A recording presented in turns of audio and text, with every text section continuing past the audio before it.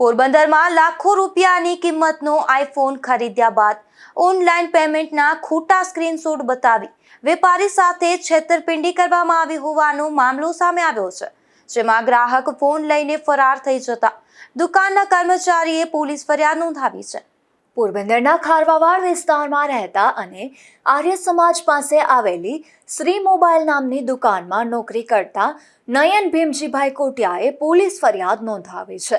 આ ફરિયાદ મુજબ આશરે 8 દિવસ પહેલા એક અજાણ્યો વ્યક્તિ દુકાને આવી વિવિધ કંપનીના મોબાઈલ ફોન જોઈને ખરીદી કર્યા વગર ચાલ્યો ગયો હતો। ત્યારબાદ તારીખ 13 ઓગસ્ટના રોજ તે જ વ્યક્તિ ફરી દુકાને આવ્યો હતો અને પોતાનું નામ રાજુ ભૂતિયા હોવાનું જણાવ્યું હતું। ગ્રાહકે આઈફોન 17 પ્રો ખરીદવાની ઈચ્છા દર્શાવતા દુકાનના કર્મચારીઓએ તેને મોબાઈલ ફોન બતાવ્યો હતો।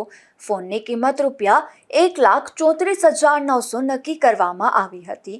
આ ફરિયાદ મુજબ ગ્રાહકે ઓનલાઈન NEFT મારફતે પેમેન્ટ કર્યું હોવાનું જણાવી ₹1,31,000 અને 2 અલગ પેમેન્ટ તરીકે ₹4,000 મોકલ્યા।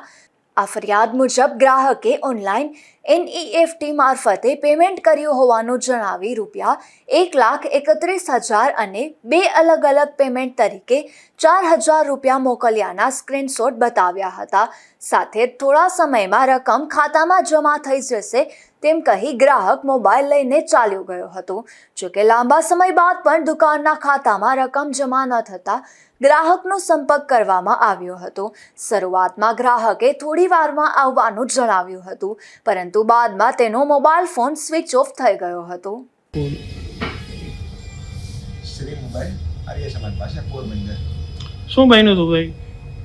ગઈકાલે કસ્ટમર આવ્યા હતા, કીધું કે આઈફોન 17 પ્રો જોઈએ છે। આઈફોન પેમેન્ટ બેંક ટ્રાન્સફર કર્યું RTGS કે NEFT, એટલે કર્યું ને અમને સ્ક્રીનશોટ બતાવ્યો કે પેમેન્ટ થઈ ગયું છે। એટલે અમે મોબાઈલ ખોલીને રાખી દીધો ત્યાં। કસ્ટમરને કીધું કે પેમેન્ટ ટ્રાન્સફર થઈ જાય ને એટલે આપી દઈશું। તો પછી કસ્ટમરને મોબાઈલ સાઈડમાં રાખીને કસ્ટમર ઊભા હતા, બીજા કસ્ટમર ટ્રાફિક વધી ગયો કસ્ટમરનો, તો ભાઈ ક્યારે મોબાઈલ લઈને નીકળી ગયા કંઈ ખબર જ ના પડી। પછી પોલીસ ફરિયાદ કરી છે, હવે આગળ પોલીસ તપાસ કરે છે। અંદાજ કેટલી રકમનો હતો આ? શું છેતરપિંડી કેટલા રકમ અંદાજિત? ₹1.5 લાખ જેટલો હતો આ મોબાઈલ।